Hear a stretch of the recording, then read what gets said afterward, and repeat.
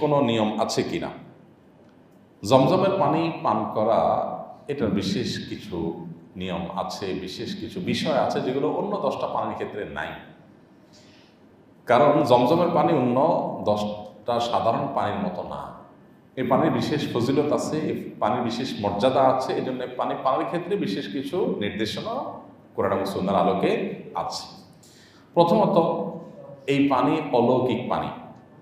ইব্রাহিম আলাইহিসসালামের ছেলে আল্লাহ নবী ইসমাইল আলাইহিসসালামের জন্য আল্লাহ তাআলা মা হাজার এবং ইসমাইল আলাইহিসসালাম তাদের উভয়ের জন্য সাফা এবং মারওয়া মক্কার এই উভয় পাহাড়ের মধ্যবর্তী জায়গা থেকে অলৌকিকভাবে পানির ফোয়ারা বের করে, যে কুয়া যেখানে ছিল না, এই বাচ্চার কান্না, তার ক্ষুধা, তৃষ্ণা, মায়ের দুধ শুকিয়ে যাওয়া, এই সমস্যা থেকে উত্তরণের জন্য আল্লাহ নবী সাল্লাল্লাহু আলাইহি সাল্লাম ইব্রাহিম আলাইহিস সালামের পরিবারকে আল্লাহ রক্ষা করবার জন্য অলৌকিকভাবে যে ফোয়ারা বের করে দিয়েছেন, সেই ফোয়ারার পানি হলো জমজমের কূপ।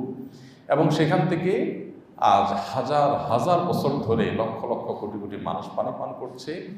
সে পানি এখনও না ফুরাচ্ছে এবং তার স্বাদটা পৃথিবীর কোনো পানির সাথে মিলে না, সম্পূর্ণ ভিন্নতর। যারা পান করেছেন তারা জানেন এই পানি বিশেষ ফজিলত এবং মর্যাদা দিনের আলোর মতো পরিষ্কার। এই পানি সম্পর্কে নবী করিম সাল্লাল্লাহু আলাইহি সাল্লামের একটা হাদিস রয়েছে। তিনি বলেছেন, মা ও জমজমা তুআমু তুমিন ওয়া শিফাউ সাকুমিন। অর্থাৎ জমজমের পানি এটা পানি হিসেবে পানীয়ের কাজ যেমন দেয়, খাদ্যের কাজও দেয়। অর্থাৎ এটা পান করলে তৃষ্ণা যেরকম নিবারণ হয়, কিছুটা খাদ্য এর কাজ দেয়, ক্ষুধাও নিবারণ হয়। এখন আপনি বলতে পারেন তাহলে তো সব বাদ দিয়ে জমজম পানি খাওয়া উচিত।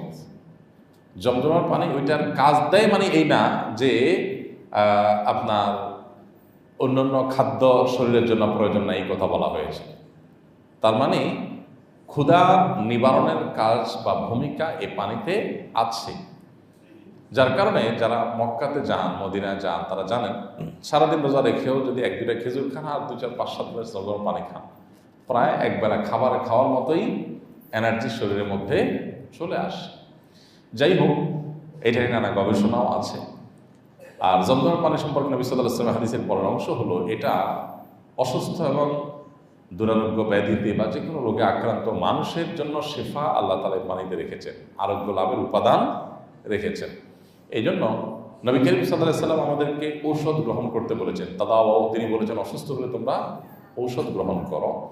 এর পাশাপাশি আল্লাহ সুবহানাহু ওয়া তাআলার ইহসান এবং অনুগ্রহ এবং রহমতের আশায় দোয়া যেরকম আমরা করি, জমজমের পানিটাও আরোগ্য লাভের আশায় আমরা পান করতে পারি। আল্লাহ তাআলা এর মাধ্যমে আরোগ্য দান করে থাকেন।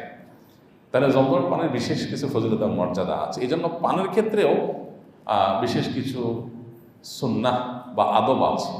এর ভিতরে একটা হলো যে নবী করিম সাল্লাল্লাহু আলাইহি ওয়াসাল্লামের একটা হাদিস রয়েছে যে মা ও জমজমা লিমা শুরিবালা, জমজমের পানি যে উদ্দেশ্যে পান করা হয় সেই উদ্দেশ্য হাসিল হয়। এই জন্য জমজমের পানি পান করার সময় কোনো একটা দোয়া করে আল্লাহর কাছে কিছু একটা চেয়ে তারপরে সে আশায় পানি পান করা, যে আল্লাহ এই পানির মাধ্যমে তুমি আমাকে এই জিনিসটা দাও, এই যে পানি পান করছি এটা আমি একটা দোয়া কবুল হয়, এই দোয়া আল্লাহ তাআলার কাছে পেশ করে মনে মনে, তারপরে মনে হোক মুখে হোক এই দোয়া পেশ করে তারপর আমরা এই পানি পান করবো। এটা একটা আদব। আব্দুল্লাহ ইবনে আব্বাস রাদিয়াল্লাহু তাআলা আনহুর একটি দোয়া আছে বর্ণিত, তিনি জমজম পানি পান করার সময় পড়তেন, আল্লাহুম্মা ইন্নী আসআলুকা ইলমান নাফিআ ওয়া রিজকান ওয়াসিআ ওয়া শিফাআন মিন কুল্লি দা। আল্লাহ, তোমার কাছে আমি এই জমজম পানি পান করছি, এর মাধ্যমে উপকারী ইলম চাই, যে জ্ঞান আমাকে উপকার দিবে, আমার কল্যাণ বয়ে আনবে, যে জ্ঞানের আমি আমল করবো, অন্যের উপকার সাধন করতে পারবো, এবং প্রশস্ত রিজিক, যে রিজিকের মধ্যে কোনো সংকীর্ণতা অভাব থাকবে না, সেরকম রিজিক চাই। ওয়াশিফা মিন কুল্লি দা, এবং যত রোগ হতে পারে সকল রোগ থেকে তোমার কাছে আমি আরোগ্য চাই।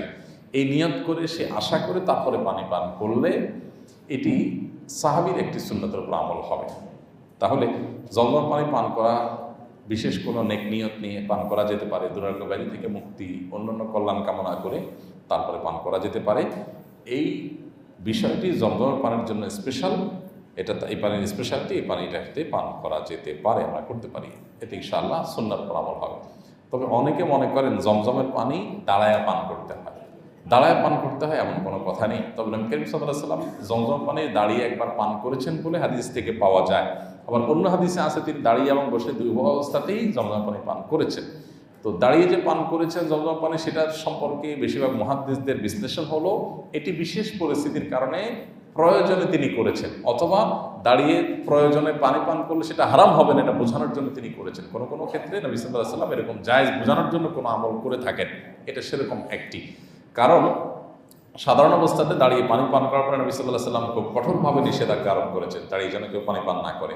এমনকি কেউ যদি কোনো কারণ ছাড়া, যৌক্তিক কারণ ছাড়া, কোনো বাধ্য হওয়া ছাড়া দাঁড়িয়ে পানি পান করে, সেই জন্য বমি করে ফেলে, সে হাদিসও কিন্তু রয়েছে সহিহ মুসলিমে। এই জন্য দাঁড়িয়ে পানি পান করার পরে নবী সাল্লাল্লাহু আলাইহি ওয়াসাল্লাম পরিষ্কার নিষেধাজ্ঞা আছে, পানি পান করতে হবে বসে। আমাদের স্বাস্থ্যের জন্য এটা উপযোগী না, যে কোনো মুহূর্তে একটা দুর্ঘটনা হতে পারে দাঁড়িয়ে পানি পান করলে। বসে শান্তশিষ্টভাবে স্বাভাবিকভাবে পানি পান করার পরে হাদিসে নির্দেশনা রয়েছে। এই জন্য জমজমের ক্ষেত্রে তার ব্যতিক্রম না। তবে যেহেতু নবী সাল্লাল্লাহু আলাইহি ওয়াসাল্লাম জমজম দাঁড়িয়ে পান করেছেন বলে প্রমাণিত হয়েছে এবং মুহাদ্দিসরা বলেছেন এটা বিশেষ কারণে, অতএব বিশেষ কোনো প্রয়োজন হলে দাঁড়িয়ে পান করা জায়েজ আছে, কিন্তু সাধারণ অবস্থাতে বসে পান করাটাই হলো পানি পানের আদব। তাছাড়া নবী করিম সাল্লাল্লাহু আলাইহি ওয়াসাল্লাম বা সাহাবা ইকরাম কেউ বসা অবস্থায় জমজমের পানি কেউ দিছে আর তিনি সেই গ্লাস নিয়ে দাঁড়ায় গেছেন পান করার জন্য, এরকমটি কোথাও পাওয়া যায় না। অতএব জমজম পানি পান করার জন্য দাঁড়ায় যেতে হবে, দাঁড়ায় পান করতে হবে, এটা সঠিক কথা না। আমাদের দেশে অনেককে জমজম পানি দিলে তিনি ওই গ্লাস নিয়ে বসা অবস্থায় থাকলে সেখান থেকে দাঁড়ায় যান, দাঁড়ায় গিয়ে পান করেন, তো এটা কোনো প্রয়োজন নেই। হজ ফেরত লোকদের নাকি 40 দিন পর্যন্ত দোয়া কবুল হয়, এই কথাটা কি সঠিক? এই প্রশ্ন উত্তরের আগে আমরা বারবার দিয়েছি। হজ থেকে ফিরে আসলে অনেকে মনে করেন যে হাজি সাহেবদের 40 দিন পর্যন্ত দোয়া কবুল হয়, এরকম কোনো কথা কোরআন অথবা হাদিস দ্বারা সাব্যস্ত হয়নি, প্রমাণিত নয়। তবে এটা ঠিক যে হাজি সাহেবরা হজ করে আসার পর তাদের অভ্যর্থনা জানানো, তাদের সাথে দেখা করতে যাওয়া, তাদের কাছে দোয়া চাওয়া, এগুলো সালাফ এবং পূর্বসূরীদের দ্বারা প্রমাণিত।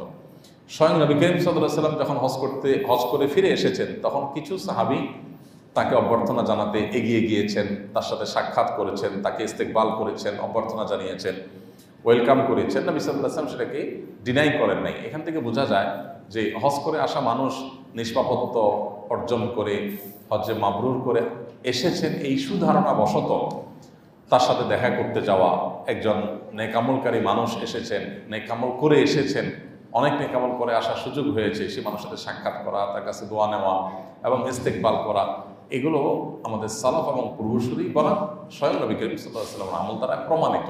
এটা ঠিক আছে, কিন্তু এর মানে এই না যে 40 দিনের একটা ফিক্স আপনার টাইম সময়সীমা বেঁধে দেওয়া হয়েছে যে এতদিন পর্যন্ত তার দোয়া কবুল হয়, এরকম কোনো কথা হাদিস দ্বারা প্রমাণিত নয়। হজের সময় কি পর্দার বিধানে কোনো শিথিলতা আছে? হজের সময় পর্দার বিধানে কোনো শিথিলতা নাই। আমাদের অনেক মা বোনরা হজ করতে যান কিন্তু পর্দা করেন না, অনেক পুরুষরা আছেন হজ করতে যান চোখের পর্দা করেন না, তাদের হজ নষ্ট হয়, হজের থেকে সওয়াবের চাইতে গুনাহ তাদের বেশি হবে। তো এই জন্য মা বোনরা যারা হজ করতে যাবেন তারা আগে ভাগে পর্দা পুশিদা করার প্ল্যান করে যাবেন। আপনার পর্দাহীনতা অনেক পুরুষের আমল নষ্ট করবে, তাদের হজকে নষ্ট করবে, জন্য আপনি দায়ী থাকবেন। এই জন্য আল্লাহর ওয়াস্তে হজ করতে যাওয়ার আগে পর্দার বিধান গুরুত্বটা বুঝে যাবেন।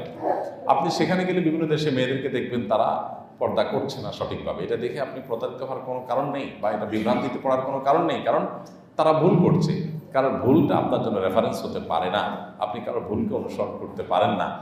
যদি মেজরিটি মানুষ ভুল করে তারপরও আপনি সেটা অনুসরণ করতে পারেন না। আল্লাহ বলেছেন ওয়ালা উতিতে আকসার মান ফিল আরদি ইউদিল্লু আন সাবিলিল্লাহ, পৃথিবীতে বেশিরভাগ লোক কি করে এটা দেখে যদি তুমি চলতে যাও তাহলে তারা তোমাকে সঠিক পথ থেকে সরাই দেবে। এই জন্য হজের জন্য পর্দার বিধানে কোনো শিথিলতা নাই, বরং হজের জন্য একই বিধান প্রযোজ্য যেটা অন্য সময় প্রযোজ্য। আমাদের আয়েশা রাদিয়াল্লাহু তাআলা আনহার হাদিস আমরা জানি যে তিনি বলেছেন নবী করিম সাল্লাল্লাহু আলাইহি ওয়াসাল্লামের সাথে তিনি যখন হজ করেছেন তখন তারা মুখ সাধারণত এহরামরত অবস্থা মুখ খোলা রাখতে হয় নারী পুরুষ সকলের, কিন্তু তিনি বলেছেন যখনই কোনো গায়রে মাহরাম পুরুষ এর সামনে যাওয়ার মতো পরিস্থিতি তৈরি হয়েছে বা রাস্তাঘাটে গেছি অন্য পুরুষদের চোখে পড়ার মতো পরিস্থিতি হয়েছে, সাথে সাথে আমরা মাথার কাপড় টেনে দিয়েছি। তার মানে মুখমণ্ডলকে আবৃত করার চেষ্টা করেছেন, পর্দার মধ্যে আনার চেষ্টা করেছেন। এখান থেকে বোঝা যায় যে মুখমণ্ডল পর্দার আওতাভুক্ত, তা নাহলে তিনি কেন পরপুরুষকে দেখে মাথার কাপড় মুখে টেনে দিয়েছেন।